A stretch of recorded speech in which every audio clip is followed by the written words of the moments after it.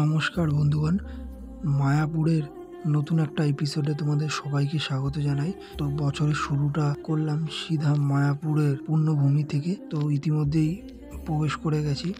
তো মায়াপুর ঢুকেই বাঁদিকে কিন্তু চোখে পড়বে যে নতুন মন্দির যেটা তৈরি হচ্ছে, সেই অপরূপ সুন্দর মুহূর্ত। এবং তার পাশেই আছে অখণ্ড হরিনাম সংকীর্তন ভজন কুটির, যেটা শিল প্রভুপাদের ভজন কুটির। এবং এখানে কিন্তু দিবারাত্রি 24 ঘন্টায় কিন্তু হরিনাম সংকীর্তন হয়, সেটা সামনে দেখতেই পাচ্ছ এবং লেখাই আছে এটাই প্রকৃত স্থান। তো এই হচ্ছে তোমার মায়াপুরের যে সিকিউরিটি বিল্ডিং বলা যায়, বা হাতে যেটা দেখছো, এবং ডান হাতে মন্দির। এটা হচ্ছে মন্দিরের পিছন দিকটায়, যেটা মন্দিরের যে ফ্রন্ট সাইড তার উল্টো দিকটায়। এবং এই হচ্ছে যে মায়াপুরের রাধা মাধব মন্দির। রাধা মাধব মন্দিরের পাশেই বিল্ডিংটায়। মায়াপুরে একাধিক বিল্ডিং আছে। শীতের মরশুমে একদিনের ঘোরার জন্য ডেস্টিনেশন মায়াপুর কিন্তু একটি আদর্শ জায়গা। এছাড়াও মায়াপুরের এই প্রাকৃতিক সৌন্দর্য কিন্তু মানুষের মন কাড়ে। সামনেই দেখতে পাচ্ছ রাধা মাধব মন্দির। রাধা মাধব মন্দিরের কিন্তু প্রত্যেক দিন নির্দিষ্ট শিডিউলে খোলে এবং বন্ধ হয়।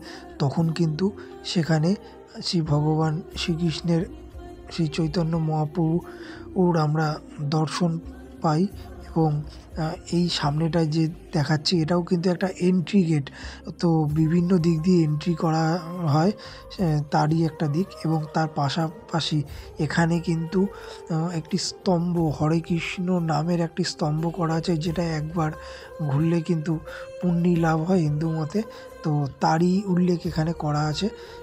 এই হরে কৃষ্ণ স্তম্ভর পাশে কিন্তু বিভিন্ন গ্রাউন্ড আছে, মানে ফুলের গ্রাউন্ড, যেখানে কিন্তু দূর দূরান্ত থেকে আসা দর্শনার্থী এবং তীর্থযাত্রীরা বসে সময় কাটায়। এবং মায়াপুরের যে সৌন্দর্য সেটাও কিন্তু এই ভিডিওর মাধ্যমে তোমাদের সাথে তুলে ধরছি।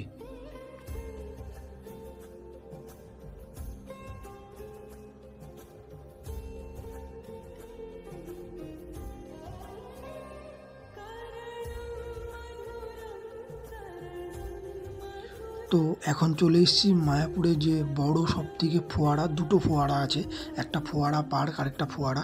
তো এই ফোয়ারাটা বন্ধ আছে বেশ কিছুদিন যাবৎ, কিন্তু এর যে জলাশয়ের মধ্যে যে রঙিন মাছ সেগুলো কিন্তু প্রতিনিয়ত খেলা করে, এবং এর মধ্যে কিন্তু কচ্ছপও আছে।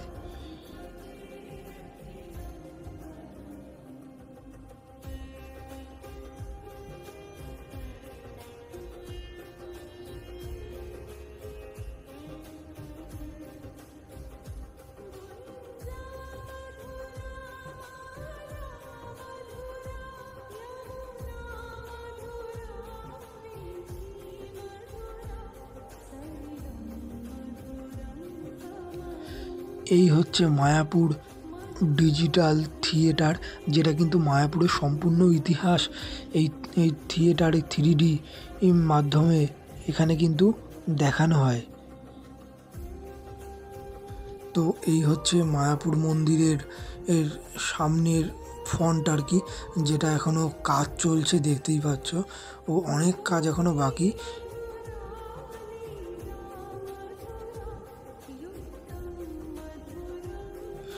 তো ঘুরতে ঘুরতে শিল প্রভুপাদের সমাধি মন্দিরের সামনে এসে উপস্থিত হয়েছি। এখানে কিন্তু শিল প্রভুপাদের দেহ সমাধি দেওয়া আছে, এবং এই মন্দিরের ভিতরেই আছে হচ্ছে মিউজিয়াম, এবং তার পাশেই আছে হচ্ছে ফোয়ারা পার্ক, যেটায় তোমাদের এক্ষুনি নিয়ে যাব।